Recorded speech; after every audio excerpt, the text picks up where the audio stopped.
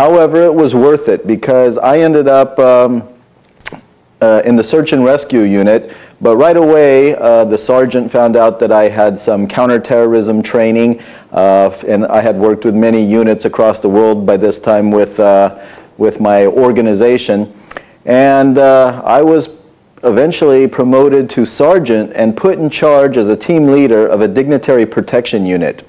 It was great because we ended up protecting diplomats that were coming from Washington, D.C. or Sacramento, movie stars, very important persons, and of course I was in charge of a 10-man team. And in addition to that, I was a patrol supervisor, and I had a squad of 5 men under me for a uniformed patrol in the reserve division. And the great thing was I was what we call in California a level 1 designate reserve officer or peace officer.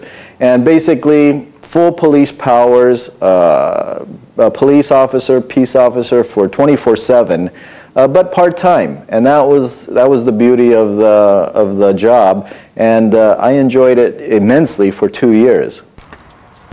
It was during my 2 years at the Sheriff's Department that my training company flourished.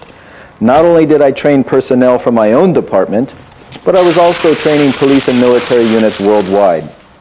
I trained the United States Air Force security forces in aircraft interdiction tactics and other special operations functions on various bases throughout the United States. I've been down in South America, training Argentinian SWAT teams in advanced firearm tactics, police tactics, and sniper tactics, and then next door in Brazil, training dozens of units and finding out that law enforcement brotherhood is not just a local phenomena, but an international one.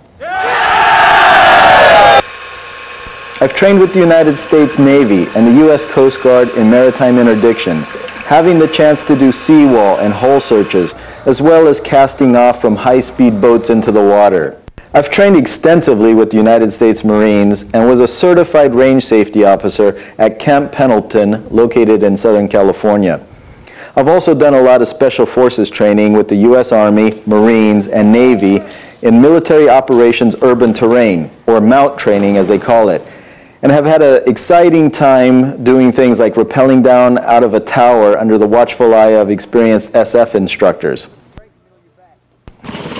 My career has given me the opportunity to do air assault operations and jump out of helicopters, fly as a pilot with the United States Air Force Auxiliary out of El Toro Marine Air Station, which was always a rush operating near F-18 fighter jets.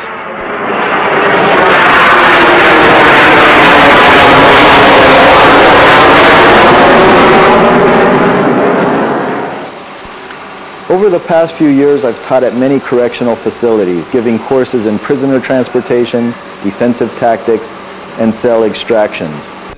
When it comes to counterterrorism training, I've learned from the best. I've trained a few times with the GSG-9, Grenzschutzgruppe 9, Germany's top counterterrorist unit, as well as with the Israelis in their own backyard. In fact, it was there that I learned all about suicide bombers, terrorist takedowns, and other high-risk situations. Then 9/11 hit, the shocking terrorist attacks on the United States. Of course, I couldn't sit still, and I wanted to be in the middle of the action in the war on terrorism. Because of my extensive special operations background, I was selected by the United States government to be a federal air marshal, or FAM as we called it. However, you don't just waltz right in and get that job. I had to start all over, going through the hiring process once again, application, interviews, medical, and a background that was even more detailed than my last two.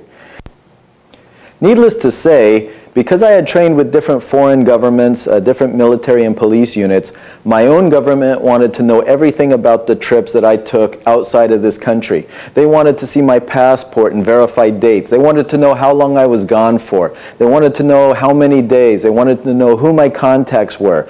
They wanted to know what exactly did I teach. And of course, this was for national security. This was a top secret clearance I was going for, and those kind of questions had to be done. And I went through several interviews to just make sure, and of course, cross-interviewed by different examiners, so they can compare notes. Well, I ended up getting the job and became a special agent. I received my basic training at FLETC, the Federal Law Enforcement Training Center, and went on to counterterrorist school. The training was excellent, learning about various terrorist groups, how to do surveillance on targets, advanced shooting courses, bomb searches, and of course, aviation security.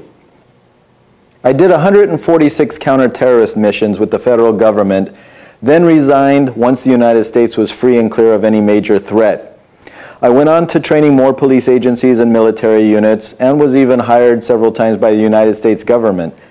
I've trained all over the United States, Europe, and again in Israel. I also became a reserve sergeant a second time.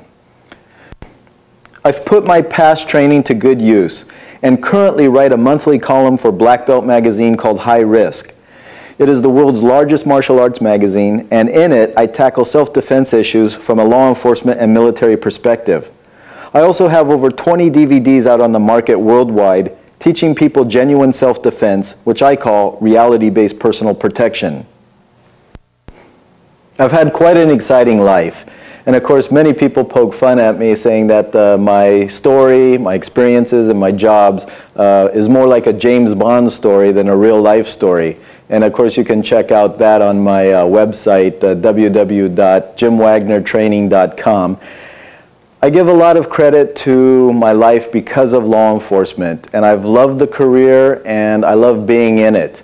Now, you may not have all the advantages that I had. You may not jump out of helicopters or assault a gas and oil platform or go to sniper school.